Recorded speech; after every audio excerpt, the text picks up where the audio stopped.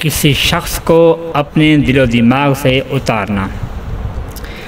कोई लड़का या लड़की आपके जहन के ऊपर सवार हो चुका है और उसकी मोहब्बत आपके दिलो दिमाग पर छा चुकी है, लेकिन वो आपको नहीं मिल रहा, वो आपको हासिल नहीं हो पा रहा, और अब आप चाहते हैं कि आपके दिलो दिमाग से वो लड़का या लड़की दूर हो जाए, ख़त्म हो जाए, दोबारा कभी भी आपको उसका ख़्याल ना आए।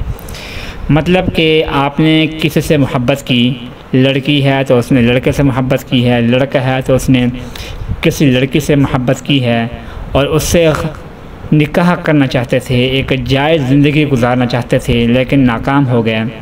वो लड़का है या लड़की, उसकी आगे शादी मंगनी वगैरह हो चुकी है। अब जो किसी से मोहब्बत करते थे, अब वो चाहते हैं कि हमारे दिलो दिमाग से उसकी मोहब्बत ख़त्म हो जाए, दोबारा हमें कभी भी उसकी याद ना आए। तो उसके लिए आपने ये अमल करना है, बहुत ही फ़ायदेमंद और बहुत ही मुजर्रब है ये। सबसे पहले तो आपने ये करना है कि 5 वक़्त नमाज की पाबंदी करनी है। वैसे भी नमाज जो है हमारे पर 5 वक्त की फ़रीज़ा है, इसको अदा करना है।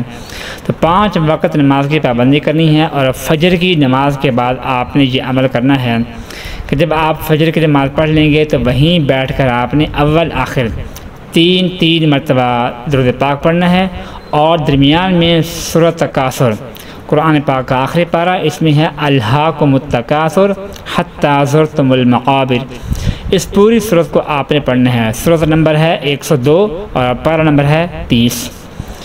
तो अव्वल आखिर 3 मरतबा दुरूद पाक पढ़ना है और दरमियान में 3 मरतबा सूरत तकासुर को पढ़ना है। और इस दौरान तसव्वुर करना है कि जो भी आपके दिलो दिमाग के ऊपर छाया हुआ है वो आपके दिलो दिमाग से निकल जाए और उसकी मोहब्बत आपके दिलो दिमाग से निकल जाए और आप जो है बिल्कुल फ़्रेश और तरोताज़ा हो जाए। ये तसव्वुर करते हुए आपने अमल करना है और ये अमल आपने 7 दिन रेगुलर करना है, क्योंकि जिसकी मोहब्बत आपके दिलो दिमाग पर छा चुकी है अब उसको निकालना इतना आसान नहीं है। लेकिन अगर आप ये अमल कर लेंगे, रेगुलर करेंगे, 7 दिन करेंगे, तो इंशाअल्लाह आपका दिमाग पहले की तरह मुकम्मल तौर पर फ़्रेश और तरोताज़ा हो जाएगा और आपकी दोबारा ज़िंदगी में कभी भी आपको उसकी याद नहीं आएगी।